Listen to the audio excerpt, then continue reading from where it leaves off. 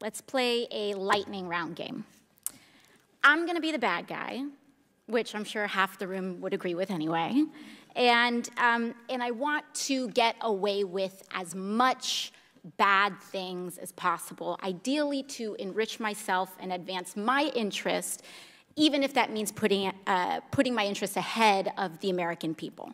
So, Mrs. Hobart Flynn. Oh, and by the way, I have enlisted all of you as my co-conspirators. So you're going to help me legally get away with all of this. So, Mrs. Hobart Flynn, I want to run.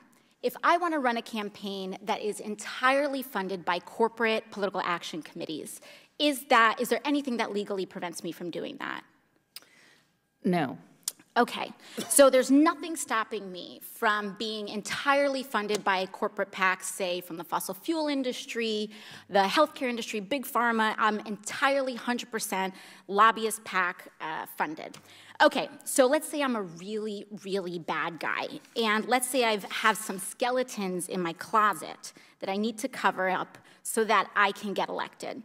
Mr. Smith, is it true that you wrote this article, this opinion piece for the Washington Post entitled, "These payments to women were unseemly, that doesn't mean they were illegal"?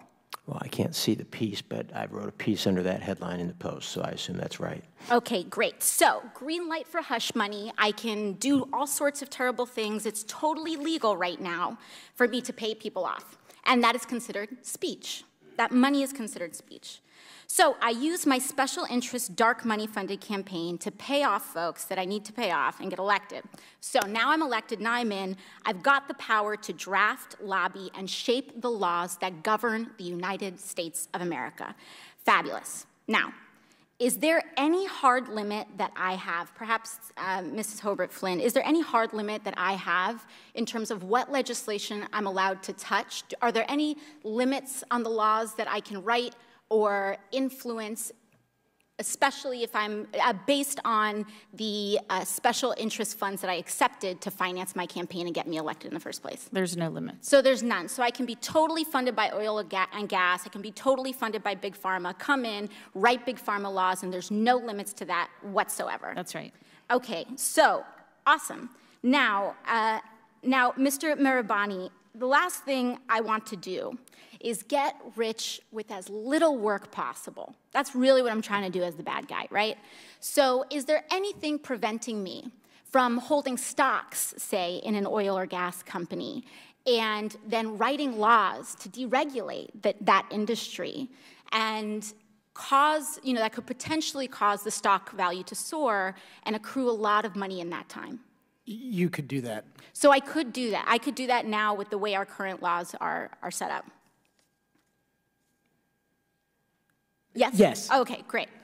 Okay, so my last question is, or one of my last questions, I guess I'd say, is it possible that any elements of this story apply to our current government and our current public servants right now? Yes. Yes. So we have a system that is fundamentally broken. We have these influences existing in this body, which means that these influences are here in this committee shaping the questions that are being asked of you all right now. Would you say that that's correct, Yes. Mr. Mirabani or Mr. Schaub? Yes. All right, so one last thing, Mr. Schaub.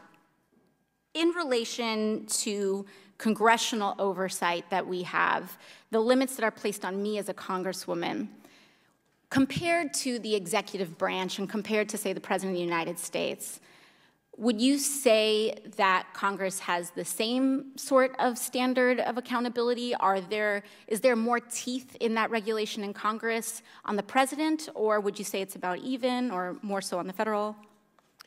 In terms of laws that apply to the president, yeah, there's just almost no laws at all that apply to the president. So I'm being held, and every person in this body is being held to a higher ethical standard than the President of the United States. That's right, because there are some ethics committee rules that apply to you. And it's already super legal, as we've seen, for me to be a pretty bad guy.